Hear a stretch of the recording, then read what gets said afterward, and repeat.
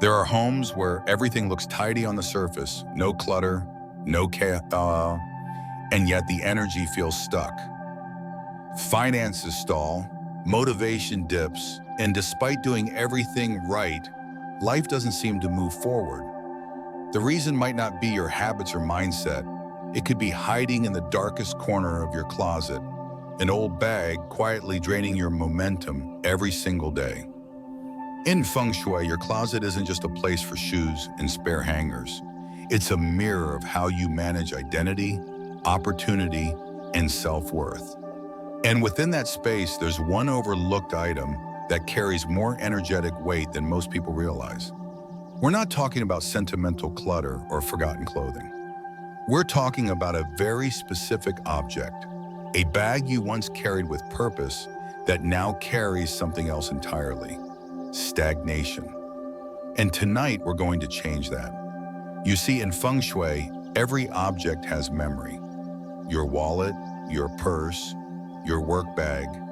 They don't just hold things, they hold patterns. They absorb the energy of where you've been, how you've struggled, what you've feared, and what you've achieved. So when a bag sits unused for too long, especially one that's broken, sagging, or quietly falling apart, it doesn't just take up physical space, it takes up energetic space. And the longer it stays there, hidden behind coats or slumped under shelves, the more it reinforces invisible scripts like, "I don't deserve more," "I'm still surviving," or "I can't get ahead." This isn't superstition, it's energetic logic. The flow of qi, or life force, responds to symbolism, and nothing holds symbolism like the container that used to carry your daily life. In today's video on New Day Mindfulness, I'll walk you through exactly how to identify this hidden energy drain, how to release it, and how to create something new, a prosperity anchor that doesn't just look good, but holds intention, structure, and financial alignment. You won't need to buy anything expensive. You won't need to believe in magic. You'll only need to become more conscious of what you keep and why you keep it. The rest will follow. Before we dive in, I'd be so grateful for your support.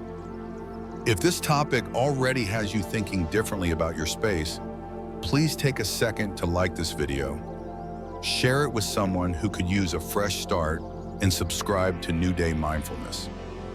We're on a journey toward 5,000 subscribers, and with your help, we can continue to share grounded, practical Feng Shui wisdom with people who are ready to live more intentionally.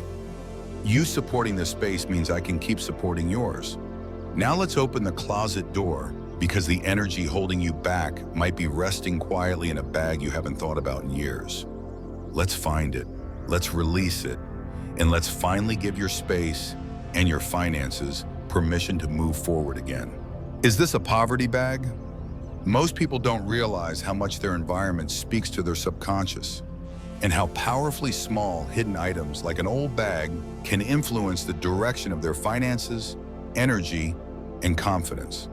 In Feng Shui, bags are considered high-touch energetic objects. They travel with us. They hold our money, our identification, our tools of action. And over time, they absorb the emotional texture of the moments they've been present for, both the successes and the setbacks. When a bag is no longer in use but still resides in your closet, its condition continues to echo through your space.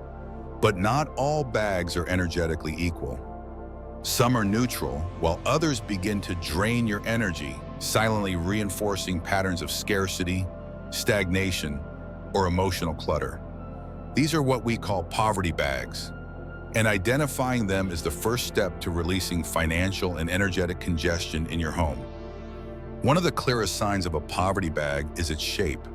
A slouched, sagging, or collapsed bag doesn't just look tired, it sends a message of low energetic containment. In Feng Shui, structure matters. Upright, firm, self-supporting forms reflect internal order, boundary clarity, and a relationship with money that is active rather than passive. When a bag loses its form, it mirrors a loss of personal containment. Perhaps times when you felt scattered, unsupported, or financially overwhelmed. Keeping such a bag, even if tucked away and forgotten, means you're allowing that energetic memory to linger, weighing down the chi flow in your closet and, by extension, in your financial field. Another red flag is scent. Musty, moldy, or overly synthetic chemical smells trapped inside an old bag are signs of stagnant or toxic chi. Remember, your sense of smell is neurologically tied to memory and emotion.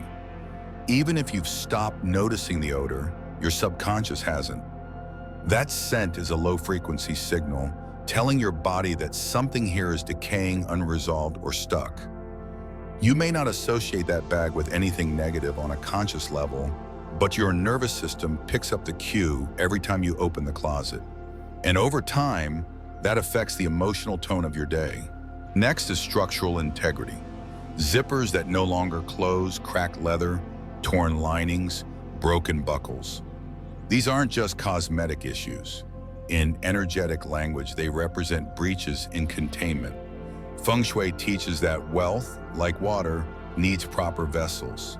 A bag with holes, gaps, or failing parts symbolizes leaks, not only of money, but of focus, motivation, and confidence. You wouldn't place your most valuable documents in a torn envelope and expect them to stay safe. So why allow your money memory to sit inside something that's falling apart? What you store your past in matters just as much as what you reach for in your future. The final piece is placement. Where the bag lives in your home matters as much as what it looks like. Bags placed directly on the floor or shoved beneath hanging clothes are especially draining. In symbolic terms, you're suppressing your goals. The floor is the lowest point of the room, a place of accumulation, weight, and low movement. Storing a bag there, particularly one that's no longer used, pulls your money energy downward. And when a mouse sits under a row of clothing, it becomes quite literally overshadowed by your identity. In Feng Shui, clothing carries personal chi. It absorbs your daily emotional state and projects your self-image. When old bags sit below that, they're subjected to the constant downward pressure of outdated versions of yourself. That combination stagnates opportunity, emotional mobility, and your readiness to receive. It's important to approach this with compassion, not criticism. Poverty bags don't exist because you failed. They exist because you evolved and left traces of that evolution behind. The question isn't why you kept it. The question is whether it still belongs in your field of influence. Let this be an invitation to examine what you've unconsciously stored, not a reason to shame yourself for it. When you hold on to something that no longer reflects your self-worth, you send mixed signals to your environment. But when you identify and release what weighs you down, you open space for something new, something that reflects the strength, clarity, and prosperity you're actually ready to hold. Start with one shelf, pick up each bag and ask, what version of me carried this? Is that version still who I am? Or just who I was trying to survive as? And if this bag could speak, would its story support the life I'm building or drain it? These questions don't require rituals or beliefs. They only require honesty. And in Feng Shui, honesty with the objects in your home is one of the fastest paths to energetic freedom. Because energy doesn't just live in crystals, incense, or color choices. It lives in the details. And nothing is more detailed or more personal than the items you once carried every day. When you release a poverty bag, you're not just clearing space in your closet, you're clearing space in your life. You're making room for financial expansion, emotional clarity, and energetic lightness. It's not just decluttering, it's direction. And it starts with a simple decision to look closer, let go, and move forward, one bag at a time. Create a wealth-activating bag. Creating a wealth-activating bag is not about chasing luck or engaging in superstition. It's about realigning your relationship with physical space and the energy that moves through it. In Feng Shui, symbolic objects serve a purpose when they're chosen with care, placed with precision, and activated through intention. A well-supporting bag becomes an energetic vessel, one that doesn't just carry items, but quietly holds the vibration of abundance, structure, and upward mobility. To create this, you must begin with the basics, the bag itself. The first step is selecting a structured, firm, upright bag that can hold its shape without collapsing. In Feng Shui, the form of an object communicates its purpose and energy. A bag that stands on its own represents independence, financial sovereignty, and emotional containment. Look for one with clean seams, durable construction, and natural materials if possible. Leather, wax canvas, or high-grade technical fabrics are preferable to anything flimsy, synthetic, or overly worn. Whitehall, because materials carry resonance. Leather, for example, is associated with earth energy, grounded, stable, capable of holding value. A high-quality fabric like tightly woven nylon reflects order and modern discipline. Avoid anything that feels limp, overstretched, or has already lost its ability to protect and organize. Remember, this is more than a fashion choice. It's a form of energetic infrastructure. Next, choose your color with purpose. In Feng Shui, color isn't decorative, it's directional. Green supports growth and fresh beginnings. Red brings activation and bold income movement. Navy blue evokes calm power, useful for those in leadership or high responsibility roles. Gold or metallics represent financial strength, long-term wealth, and stable confidence. If you're in a rebuilding phase, green may help initiate flow. If you're ready to amplify existing success, red or gold may better match your vibration. The key is not to pick what looks trendy, but what aligns with where you're going. Once you've chosen the bag, it must be energetically cleansed. You wouldn't cook in a pan covered in someone else's leftover meal. Why carry energy in a container still holding past vibrations? Clean the inside thoroughly. Wipe down every compartment with a gentle lemon oil blend to lift heavy qi. Let the bag sit in sunlight for an hour or two. Sunlight, especially morning light, is pure yang energy and excellent for clearing stagnant fields. If you prefer ritual cleansing, passing the bag through frankincense or Palo Santo smoke is also effective. But what matters most is your clarity of intent. I am clearing this space to receive with integrity and clarity. Now comes activation. You can place one or two energetic anchors inside the bag, not as lucky charms, but as tools of reinforcement. One option is a red envelope containing a handwritten affirmation, such as "I welcome aligned income, generous flow, and grounded prosperity." Red envelopes have long been used in Asian cultures to transmit abundance. Their energy lies not in superstition, but in centuries of collective belief in generosity and circulation.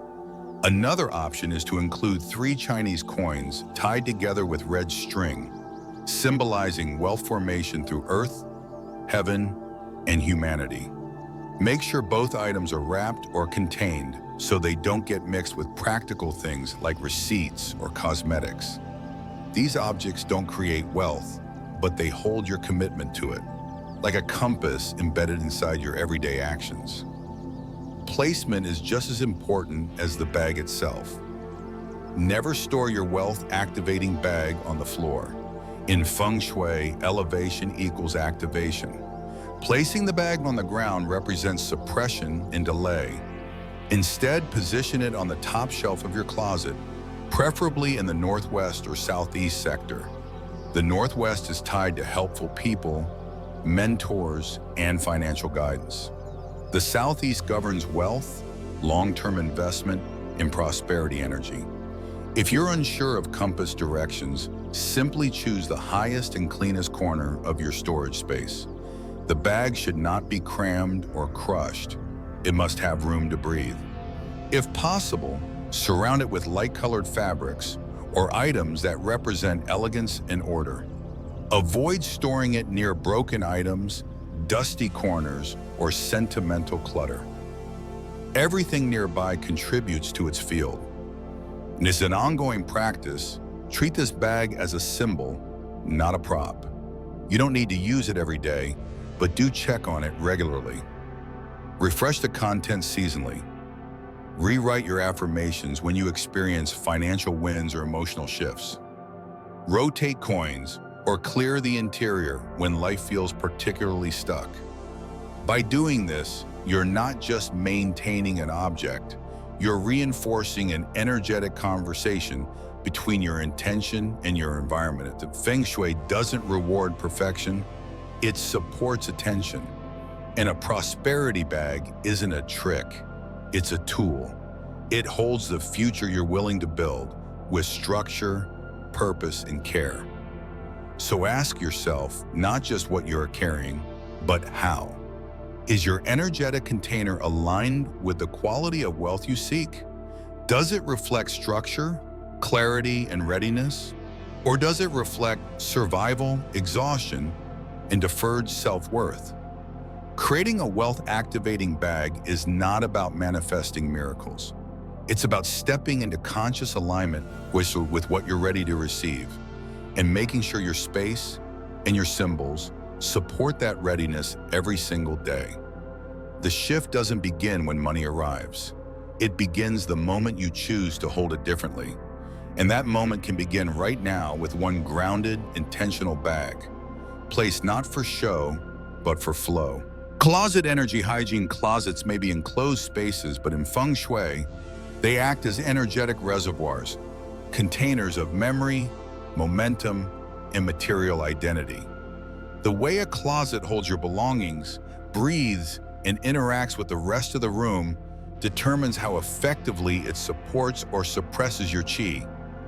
When ignored, closets become silent blockages where stagnant energy pools without movement, subtly draining your clarity, motivation, and even your sense of direction. That's why proper closet hygiene isn't just about tidiness. It's about circulation, containment, and energetic freshness. The first principle is ventilation. Air must move for energy to move.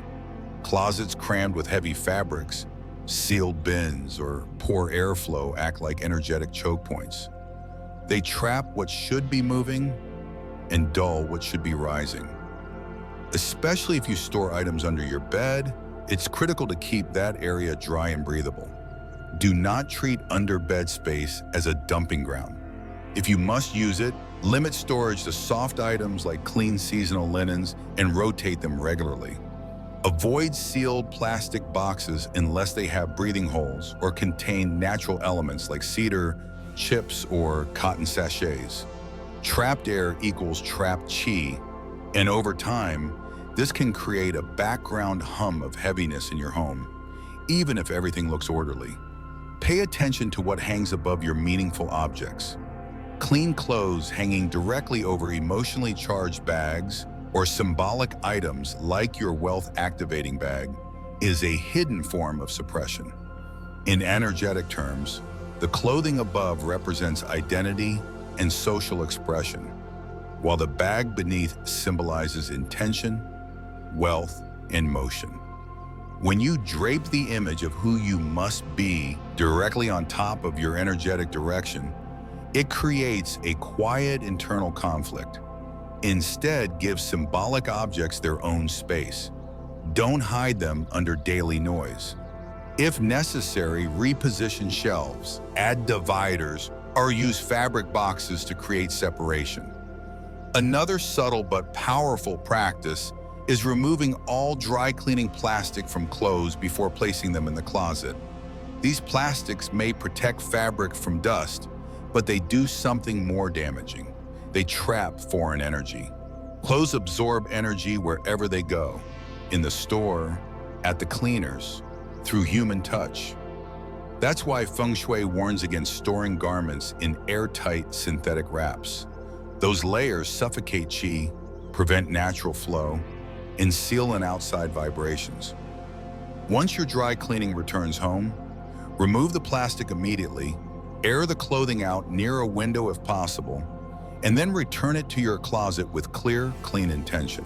Infuse your closet with natural materials that absorb dampness and promote movement. A small cloth sachet of cinnamon, cloves, or lemongrass can refresh the space without harsh chemicals. Cedar blocks are excellent for both scent and moisture balance. These materials don't just smell pleasant, they introduce organic texture and resilience to the qi of the room.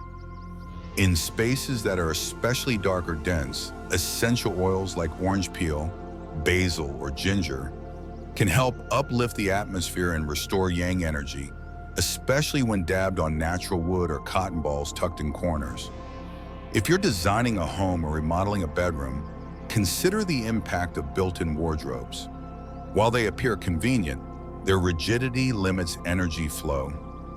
Fixed walls create dead zones behind stored items, making it harder for qi to circulate.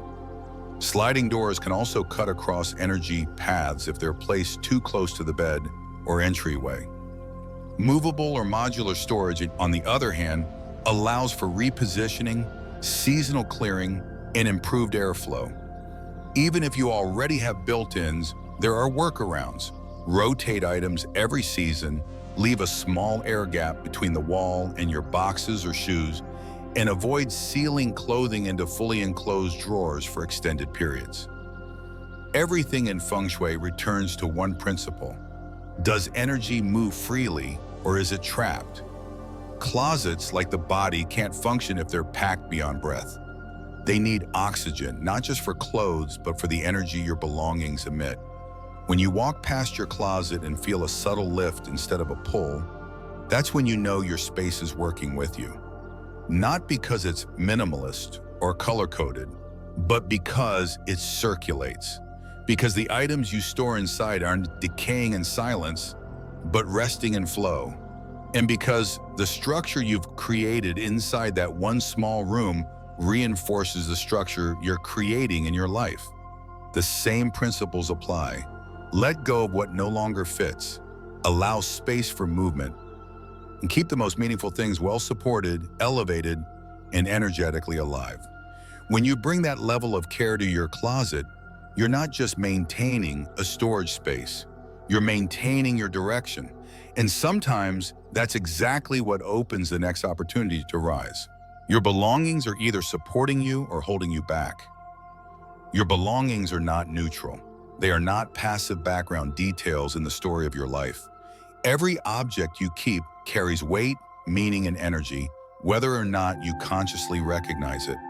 And among all the things in your home, the ones you've carried closest to your body, your bags, wallets, daily accessories, hold the strongest imprint of who you have been, how you've moved through challenge, and what kind of energy you have tolerated, even when it was no longer aligned with where you were going. That's why, in Feng Shui, we say your belongings are either supporting your life's direction or they are quietly holding it back. They either reinforce your present clarity or echo your past confusion. And if you never stop to ask which ones are doing what, you risk allowing the most stagnant, outdated, or energetically congested objects to whisper quietly into your space, day after day. An old bag tucked away in the closet may seem like nothing more than a forgotten accessory, but energy doesn't forget, it lingers. That sagging shape, those frayed edges, the broken zipper, the faint scent of perfume or dust, it all speaks. It speaks to your subconscious about money you feared losing, decisions you regret making, times you didn't feel strong enough to walk away. That's not superstition, that's energetic imprint.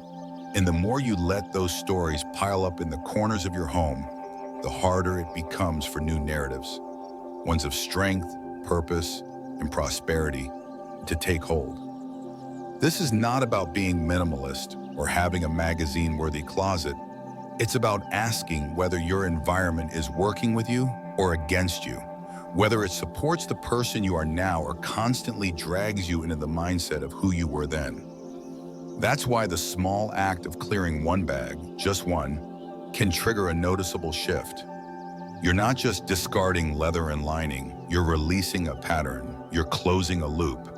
And by doing that with awareness, you open a space where better alignment can enter, where energy begins to flow again, because it finally has permission to.